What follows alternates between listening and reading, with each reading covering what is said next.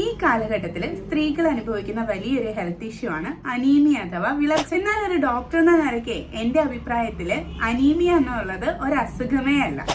എന്നാൽ അതൊരു അസുഖത്തിന്റെ ലക്ഷണമായിരിക്കാം. ചുമ്മാ ഒന്നും ഒരാളുടെ ശരീരത്തിലെ രക്തത്തിന്റെ അളവൊന്നും കുറഞ്ഞു പോകില്ല. അതിന് എന്തോ ഒരു കാരണം എവിടെയോ ഉണ്ട്.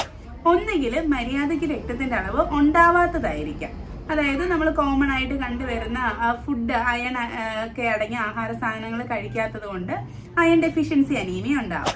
ഇനി അതൊന്നും അല്ല, ചിലപ്പോൾ മര്യാദയ്ക്ക് നമ്മൾ അയൺ അടങ്ങിയ ആഹാര സാധനങ്ങൾ കഴിച്ചാലും അതിനെ വലിച്ചെടുക്കാനുള്ള കഴിവ് കുടലിനുണ്ടാവില്ല. ചിലപ്പോൾ വല്ല വിരശല്യം കാരണമോ അല്ലെങ്കിൽ എന്തെങ്കിലും അൾസർ പോലുള്ള എന്തെങ്കിലും പ്രശ്നങ്ങൾ ഉണ്ടായാലോ അല്ലെങ്കിൽ കുടലിലെ മറ്റെന്തെങ്കിലും അസുഖം കാരണമൊക്കെ മര്യാദയ്ക്ക് നമ്മൾ അയൺ അടങ്ങിയ ആഹാര സാധനങ്ങൾ കഴിച്ചാലും ചിലപ്പോൾ ഇത് വലിച്ചെടുക്കണം എന്നില്ല. ഇങ്ങനെ രക്തത്തിന്റെ അളവ് അയൺ ഇല്ലാത്തത് കൊണ്ട് കുറയാം, ഉണ്ടാവാതിരിക്കാം. പിന്നെ രണ്ടാമത്, സാധാരണ ഒരു ചുവന്ന രക്താണുവിന്റെ ആയുസ് എന്ന് പറഞ്ഞ ഒരു 120 ദിവസമൊക്കെയാണ്. ഈ 120 ദിവസം കഴിയുമ്പോൾ നമ്മുടെ സ്പ്ലീനിലൂടെ എന്ത് ചെയ്യും, ഇത് പൊട്ടി നശിച്ച് അതങ്ങ് ഇല്ലാതായി പോവും, പുതിയ RBCs ഉണ്ടാവുകയും ചെയ്യും. എന്നാൽ ഈ പ്രക്രിയ നടക്കുന്നത് 120 ദിവസത്തിനേക്കാളും മുന്നിലാണ്.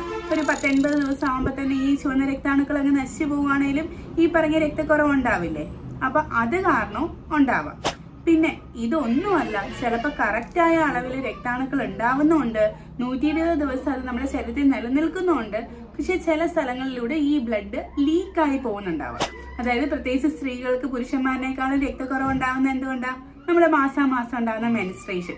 ഇതുപോലെ തന്നെ ഈ ബ്ലീഡിങ് പിന്നെയും കൂടുതലാണ്. നോർമലുള്ള മെൻസ്ട്രേഷനേക്കാൾ കൂടുതൽ അളവിൽ ബ്ലീഡ് ചെയ്ത് പോവുകയാണെങ്കിലോ അല്ലെങ്കിൽ മലത്തിൽ കൂടെ എന്തെങ്കിലും കുടലിൽ എന്തെങ്കിലും ഇഷ്യൂസ് കാരണം മലത്തിലൂടെ ബ്ലഡ് ലോസ് ചെയ്യുകയാണെങ്കിലോ അല്ലെങ്കിൽ എന്തെങ്കിലും മുറിവുകൾ ഉണ്ടായിട്ട് അതിനകത്തൂടെ ബ്ലഡ് ലോസ് ചെയ്യുകയാണെങ്കിലോ ഒക്കെ അനീമിയ ഉണ്ടാവാം. അപ്പൊ ഇങ്ങനെ പല കാരണങ്ങളാലും നമുക്ക് ഹീമോഗ്ലോബിന്റെ അളവ് കുറയാം. അപ്പൊ അനീമിയ എന്ന് പറഞ്ഞാൽ ഒരു അസുഖം കണ്ടു കഴിഞ്ഞു കഴിഞ്ഞാൽ, രക്തക്കുറവ് എന്ന് പറഞ്ഞൊരു പ്രശ്നം കണ്ടു കഴിഞ്ഞു കഴിഞ്ഞാൽ ഉടനെ രക്തക്കുറവാണ്, അയണിന്റെ ഗുളിക എടുത്ത് കഴിച്ചാൽ മതിയല്ലോ, അല്ലെങ്കിൽ അയൺ അടങ്ങിയ ആഹാര സാധനങ്ങളൊക്കെ കൂടുതൽ എടുത്ത് കഴിച്ചാൽ മതിയല്ലോ എന്ന് പറഞ്ഞ് അതിന്റെ പുറകെ ഒത്തിരി ഓടി നടക്കരുത്.